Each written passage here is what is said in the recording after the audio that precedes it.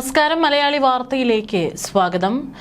രാജ്യത്തിന് പുറത്തുള്ള രാജ്യത്തിന് ഭീഷണിയാകുന്ന ഭീകരവാദികളെയും അല്ലെങ്കിൽ ശത്രുക്കളെയും നമ്മൾ ഭയക്കണം. പക്ഷേ അതിനേക്കാൾ കൂടുതലാണ് രാജ്യത്തിനകത്തു നിന്ന് തന്നെ രാജ്യത്തിനെതിരെ പ്രവർത്തിക്കുന്ന രാജ്യദ്രോഹികളുടെ എണ്ണം. പലപ്പോഴും നമ്മുടെ ഇന്ത്യക്കടക്കം ഭീഷണിയാകുന്നത് ഇവിടെ നിന്നുകൊണ്ട് തന്നെ മറ്റുള്ള ശത്രു രാജ്യങ്ങൾക്ക് വേണ്ടി ചാരപ്പണി നടത്തുന്ന ആളുകളാണ്. ഇവിടെ ഇരുന്നു കൊണ്ട് നമ്മുടെ രാജ്യത്തെ തകർക്കുക എന്ന് ലക്ഷ്യം വെച്ചുകൊണ്ടാണ് മറ്റുള്ള ശത്രു രാജ്യങ്ങൾക്ക് നമ്മുടെ പല തന്ത്രപ്രധാനമായിട്ടുള്ള വിവരങ്ങളും കാര്യങ്ങളും കൈമാറുന്നത്. അവരെയൊക്കെ തന്നെ പരമാവധി പിടിക്കാൻ നമ്മുടെ ഒരു സ്ക്വാഡ് തന്നെ പ്രവർത്തിക്കുന്നുണ്ട്. പക്ഷെ എന്നിരുന്നാലും സാധാരണക്കാരായി ജനങ്ങൾക്കിടയിൽ ജീവിച്ചുകൊണ്ട് ഇത്തരത്തിൽ രാജ്യത്തെ ഒറ്റുന്നവർ ഇന്നും നമുക്കിടയിൽ ഉണ്ട് എന്നുള്ളൊരു ഭയം അത് എപ്പോഴും അലട്ടുന്ന ഒന്ന് തന്നെയാണ്. ഇപ്പോൾ വരുന്നൊരു വാർത്ത, മുഹറം ഘോഷയാത്രയിൽ പങ്കെടുത്ത 15,000 കണക്കിന് ആളുകളെ കൂട്ടക്കൊല ചെയ്യാൻ വേണ്ടിയിട്ട് മാരക വിഷമടങ്ങിയ ഗുളികകൾ വിതരണം ചെയ്ത ഒരു യുവാവ് പിടിയിലാവുകയാണ്. ഈ യുവാവ് പിടിയിലാകുമ്പോൾ ഉയരുന്നത് വൻ ദുരൂഹതയാണ്. മുംബൈയിൽ മുഹറം ഘോഷയാത്രയിൽ പങ്കെടുത്ത എല്ലാവരെയും കൂട്ടക്കൊല ചെയ്യാനാണ് ഈ യുവാവ് വിഷഗുളികകൾ വിതരണം ചെയ്തത്. ഇപ്പോൾ പോലീസിന്റെ കസ്റ്റഡിയിലാണ്. മുംബൈയിലെ ബൈക്കുള മേഖലയിൽ നിന്നും ഫയാസ് പ്രേംജി എന്നയാളെയാണ് പോലീസ് കസ്റ്റഡിയിലെത്തിയിരിക്കുന്നത്. ഇയാൾ നൽകിയ ഗുളികകൾ കഴിച്ച് 11ഓളം പേർക്ക് ശാരീരിക അസ്വസ്ഥതകൾ ഉണ്ടായതിനെ തുടർന്നാണ് സംഭവം പുറത്തറിഞ്ഞത്. ഇതുവരെ ആർക്കും ഗുരുതരമായിട്ടുള്ള ഒരു അപകടനില ഒന്നും തന്നെ ഇല്ല എന്നുള്ളത് ഏറെ ആശ്വാസകരമാണ്. റേ റോഡിലെ അർഹമത്താബാദ് ശ്മശാനത്തിന് സമീപം നടന്ന ആശുറ ഘോഷയാത്രയ്ക്കിടെയാണ് പ്രതി ഗുളികകൾ വിതരണം ചെയ്തത്. തിരക്ക് മുതലെടുത്ത് ഇവ വേദന സംഹാരികളും പ്രതിരോധശേഷി വർദ്ധിപ്പിക്കുന്ന മരുന്നുകളുമാണെന്ന് വിശ്വസിപ്പിച്ചാണ് ആളുകൾക്ക് ഇത് നൽകിയത്. പോലീസ് നൽകുന്ന വിവരമനുസരിച്ച് പ്രതി വിതരണം ചെയ്ത ക്യാപ്സ്യൂളുകളിൽ മാരകമായ സിങ്ക് ഫോസ്ഫൈഡ് എന്ന വിഷപദാർത്ഥം അടങ്ങിയിട്ടുണ്ടെന്നും സ്ഥിരീകരിച്ചിട്ടുണ്ട്.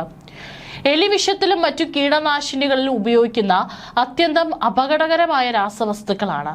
കുറഞ്ഞത് ഒറ്റയടിക്ക് 15,000 ആളുകളെയെങ്കിലും കൂട്ടക്കൊല ചെയ്യുകയാണ് തന്റെ ലക്ഷ്യമെന്ന് ചോദ്യം ചെയ്യലിലും പ്രതി പോലീസിനോട് സമ്മതിച്ചിട്ടുണ്ട്.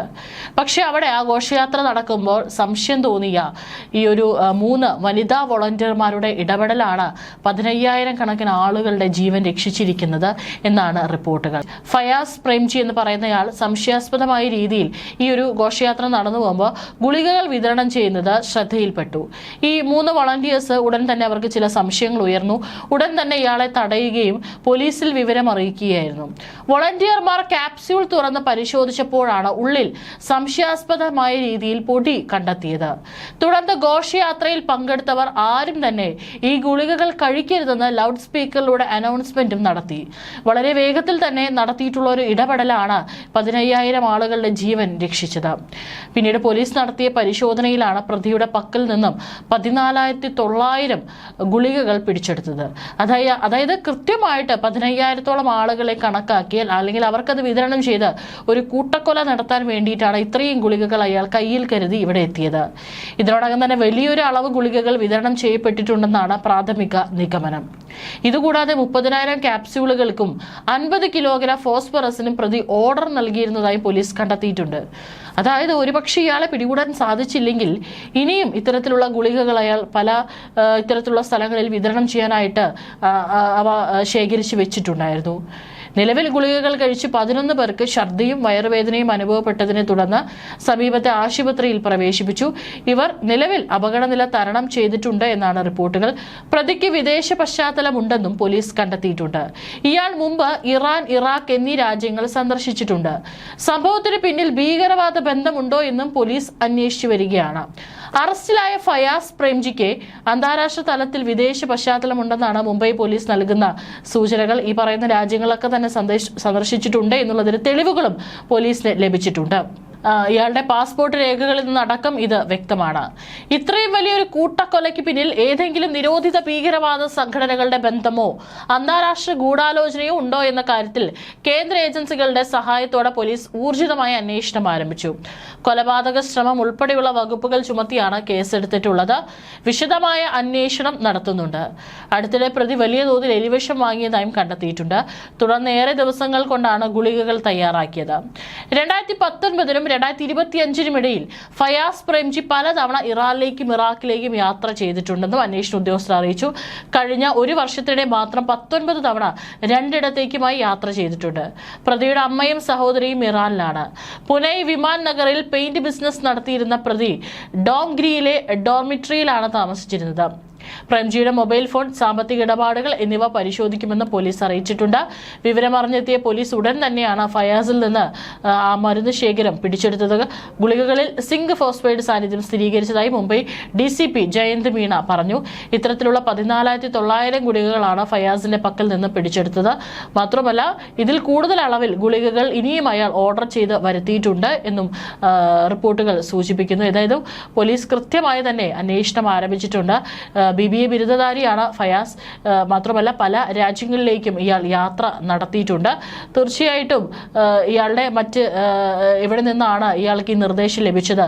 ഇയാളുടെ സംഘത്തിൽപ്പെട്ട മറ്റാരെങ്കിലും ഇവിടെ നമ്മുടെ രാജ്യത്ത് പ്രവർത്തിക്കുന്നുണ്ടോ എന്നുള്ള കാര്യങ്ങളൊക്കെ തന്നെ പോലീസ് വിശദമായി ചോദ്യം ചെയ്തു വരികയാണ്. അതേസമയം തന്നെ നമ്മുടെ രാജ്യത്തിനെതിരെയുള്ള നിരന്തരമായിട്ടുള്ള ഈ ഭീഷണികൾ തുടർന്നുകൊണ്ടേയിരിക്കുകയാണ്. റിപ്പോർട്ട് കേരളത്തിലേക്കും ഇന്ന് വന്നിട്ടുള്ള റിപ്പോർട്ട്, ബംഗ്ലാദേശ് ആസ്ഥാനമായി പ്രവർത്തിക്കുന്ന ഭീകര സംഘടനകളുമായി ബന്ധമുള്ളവർ കേരളത്തിലേക്ക് നുഴഞ്ഞു കയറിയിട്ടുണ്ടെന്ന രഹസ്യാന്വേഷണ വിവരങ്ങളുടെ പശ്ചാത്തലത്തിൽ കേന്ദ്ര സംസ്ഥാന സുരക്ഷാ ഏജൻസികൾ നിരീക്ഷണം ശക്തമാക്കി.